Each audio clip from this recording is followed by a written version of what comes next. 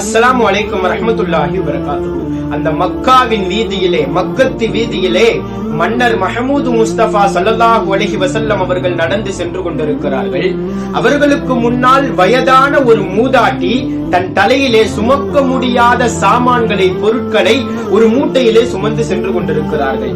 அதை பார்த்த கருணையே உருவான காரூன்ய நபி ஸல்லல்லாஹு அலைஹி வஸல்லம் அந்த மூதாட்டியின் அருகிலே சென்று, தாயே, இந்த பொருட்களை எல்லாம் இறக்குங்கள், நான் என் தலையின் மீது சுமந்து உங்கள் வீட்டிற்கு வந்து சேர்க்கிறேன் என்று சொல்லி அந்த பொருட்களை எல்லாம் ஸல்லல்லாஹு அலைஹி வஸல்லம் தன்னுடைய முபாரக்கான தலையின் மீது தூக்கி வைத்துக் கொண்டு அந்த மூதாட்டியின் வீட்டிற்கு சென்று வீட்டிலே இறக்கி வைத்தார்கள். உடனே அந்த மூதாட்டி பெருமானாரை பார்த்து சொன்னார்கள், சிறுவரே, உங்களை பார்த்தால் நல்லவராக தெரிகிறது, உங்களுக்கு ஒரு உபதேசம் செய்கிறேன். இந்த மக்கால முஹம்மதுன்னு ஒருத்தன் வந்திருக்கானாமே, அவன் பின்னால மட்டும் போயிராதீங்க என்று அந்த மூதாட்டி சொன்னார்கள். சொன்னதும் பெருமானார் ஸல்லல்லாஹு அலைஹி வஸல்லம் எதுவுமே பேசாமல் நடந்து வந்து கொண்டிருக்கிறார்கள். சிறிது தூரம் வந்ததும் அந்த மூதாட்டி மீண்டும் அழைக்கிறார்கள். சிறுவரே, இங்கு வாருங்கள் என்று அழைத்து கேட்கிறார்கள்.